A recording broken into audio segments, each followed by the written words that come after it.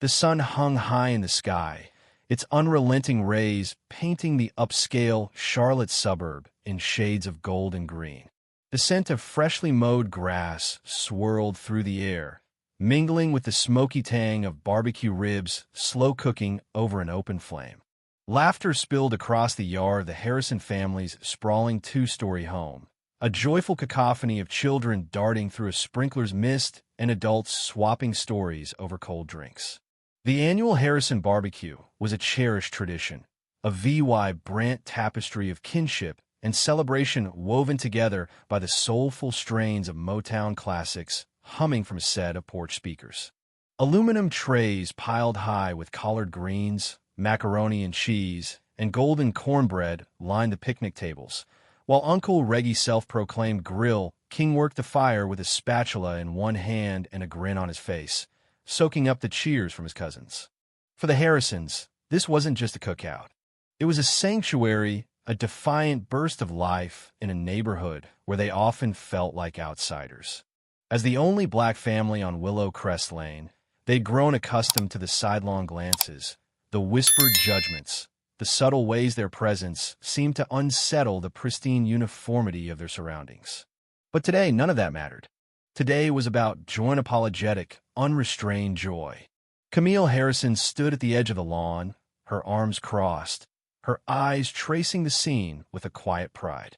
A statuesque woman with a steely resolve, she'd spent years building this family, this home, brick by brick, against odds that sometimes felt insurmountable.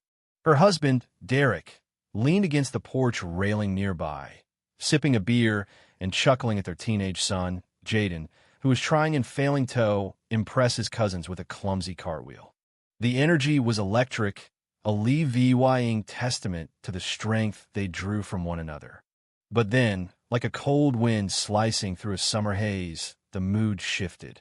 A figure emerged from the cul-de-sac, her beige blazer pristine despite the heat, her auburn hair pulled into a tight bun that seemed to mirror her rigid demeanor.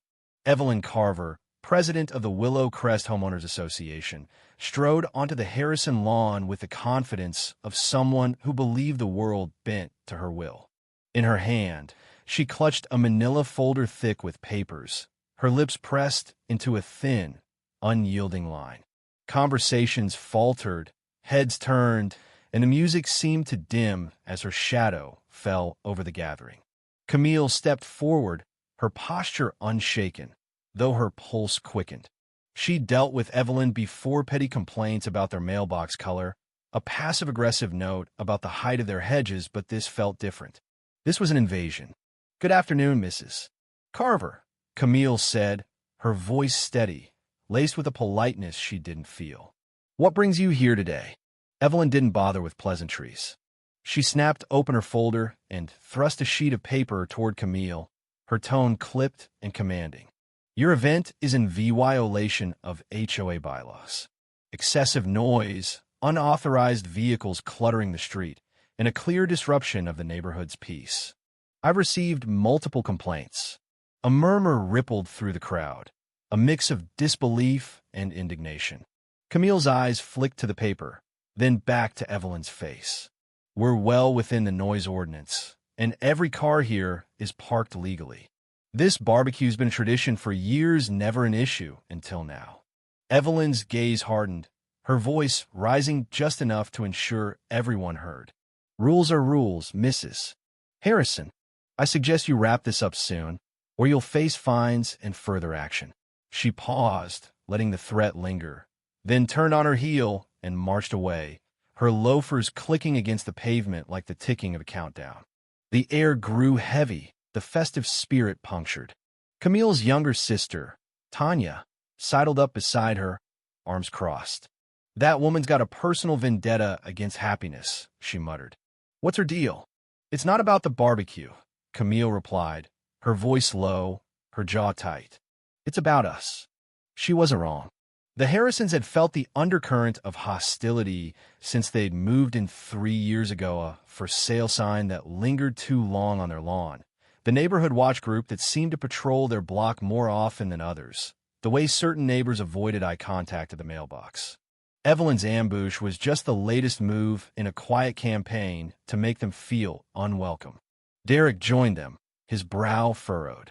She can't seriously think she'll get away with this. It's harassment, plain and simple. She won't, Camille said, her tone resolute. Not this time. The next morning, the Harrisons found a stack of letters shoved into their mailbox crisp. Official notices from the HOA, each one colder than the last. They cited vague infractions, disruption of community standards, excessive gatherings, unauthorized parking. The final line was a gut punch. Large-scale events are prohibited effective immediately. It wasn't just a warning. It was a declaration of war. Camille read the letter aloud in the kitchen, her voice steady but her hands trembling with fury. Derek paced, Jaden slouched at the table, and Tanya tapped her fingers against a coffee mug, her eyes blazing. "They're acting like we threw a rave," Derek said, incredulous. "It was ribs and our va-bee, not a damn riot." "It's not about the ribs," Camille snapped, echoing her word from the day before. "They want us gone. They've wanted us gone since day one." The proof came later that afternoon when Tanya pulled up the neighborhood's private Facebook group on her phone. The posts were a cesspool of coded venom. "Some people don't get what this community's about. Loud crowds don't belong here. Let's keep Willow Crest respectable." The comments were worse-snide remarks about those people and their kind, each one a dagger cloaked in CIVY lighty. Camille scrolled through the thread, her stomach churning. She'd faced racism before, overt and subtle, but this was a new kind of insidious. It wasn't just whispers anymore. It was a public shaming, a coordinated effort to paint her family as intruders. She slammed the phone down, her breath ragged. "They think they can bully us in Aaliyah VYing. They're wrong." That night, the Harrisons gathered in the Lee VYing room. Camille, Derek, Tanya, Jaden, and a surprise arrival. Camille's older brother, Marcus, a CIVYL rights attorney with a razor-sharp mind and a reputation for dismantling injustice. Marcus had driven in from Raleigh the moment Camille called him. He sat on the couch, legs crossed, a legal pad balanced on his knee, his calm demeanor a stark contrast to the storm brewing around him. "They've overplayed their hand," Marcus said, tapping his pen against the pad. "This isn't just petty HOA nonsense seats discrimination, plain as day. The Fair Housing Act doesn't mess around with this kind of thing. We got them dead to rights." Camille leaned forward, her eyes locked on her brother. "So what's the plan?" Marcus grinned, a slow, dangerous curve of his lips. "We fight. We expose every shady rule, every biased move they've made. By the time we're done, they'll wish they'd never sent that first letter." The next week was a blur of preparation. Marcus pored over HOA bylaws, digging up inconsistencies and outright illegality yes rules enforced against the Harrisons that had been ignored for white families' pool parties and block bashes. He pulled case law, precedent after precedent of HOAs fined or dissolved for discriminatory practices. Camille and Derek collected EVY Denke, photos of legally parked cars, timestamps pro-VYing the music never exceeded city noise limits, screenshots of the Facebook group's VY trial. Tanya rallied the family, keeping spirits high with her biting humor and fierce loyalty. The showdown came at the next HOA meeting, held in the community center's fluorescent-lit auditorium. The room buzzed with tension as homeowners filed in, some curious, others openly hostile. Evelyn stood at the podium, her folder at the ready, her expression a mask of cool authority. She opened with a rehearsed speech about preserving neighborhood values, her voice dripping with condescension. Then Marcus rose to his feet. "Ladies and gentlemen," he began, his voice smooth and commanding, "my name is Marcus Langston, attorney and counsel for the Harrison family. I'm here to address the blatant violations of federal law perpetrated by this board." The room went silent, all eyes on him. He paced slowly, his presence filling the space. The Fair Housing Act prohibits discrimination based on race, family status, or cultural expression. Yet this HOA has selectively targeted my sister's family, the only black family in Willow Crest, for a gathering that mirrors events held by others without consequence. That's not enforcement. That's harassment.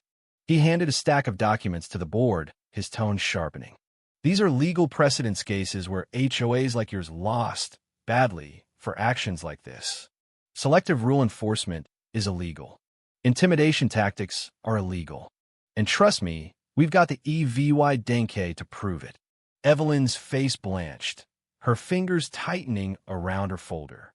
Mr. Langston, these policies are standard. Standard for whom? Marcus cut in, his voice a whip. Not for the Johnsons' 4th of July blowout last year.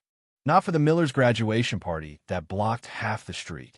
No, these standards only seem to apply to my family. Funny how that works. A murmur swept through the crowd, unease rippling among the homeowners. Evelyn stammered, her composure cracking. We've had complaints. From whom? Marcus pressed, unrelenting. Show us the records. Let's see the names, the dates, the specifics. Or is this just another baseless attack dressed up as procedure? She had no answer. The room shifted, the power tilting away from her. Marcus turned to the audience, his voice steady but fierce. We're not here to beg for acceptance. We're here to demand our rights. If this board continues down this path, we'll see you in court, and I promise, you won't like the outcome. He sat down, Leah VYing a stunned silence in his wake. Camille squeezed his hand under the table, a flicker of triumph in her eyes. The meeting stumbled to a close, but the message was clear. The Harrisons weren't going anywhere. Days later, the fallout came swift and satisfying. The HOA issued a public apology, posted on the community board, and mailed to every home. It admitted to unfair application of policies and pledged a full re-VYEW of their bylaws. Evelyn resigned, her exit cloaked in a flimsy excuse about family obligations. Though the truth was OBVY Ausch been ousted, her authority shattered. That weekend, the Harrisons threw another barbecue, bigger and bolder than before. The grill roared, the music blared, and neighbors who'd once kept their distance now drifted over, some with apologies, others with tentative smiles. A man named Paul, who'd lived 3 houses down for years without so much as a wave, approached Camille with a sheepish look. I didn't realize how messed up this got. I should have said something sooner. You got my support now. Camille nodded, her smile tight but genuine. Appreciate it. Takes guts to admit that. Under the sprawling branches of an old oak, Camille gathered the kids, Jaden, his cousins, a few neighborhood stragglers, and spoke softly, her voice carrying the weight of the moment. Life's going to throw people at you who think they can decide your place. They'll try to scare you, shame you, push you out. But you don't let them. We fought for this not just for us, but for you. So you'd know you belong anywhere you damn well please. The kids listened, wide-eyed, the lessons sinking in. As the sun sank below the horizon, the Harrisons stood together, watching the crowd, family, friends, even a few former foes blend into a scene of hard-won harmony. The air was thick with the scent of VY Tory, sweeter than any barbecue smoke, a testament to their unbreakable spirit. They'd faced the fire and emerged stronger, their roots in Willow Crest deeper than ever. If you were the one in this story, how would you react? Would you stand up and fight back, or accept the unreasonable pressure and control from the HOA? Share your thoughts in the comments below. And don't forget to subscribe, like, and share this VY Deo with more people. Your small action gives us the motivation to keep bringing you more intense and engaging stories. Thanks for watching, and we'll see you in the next VY Deo.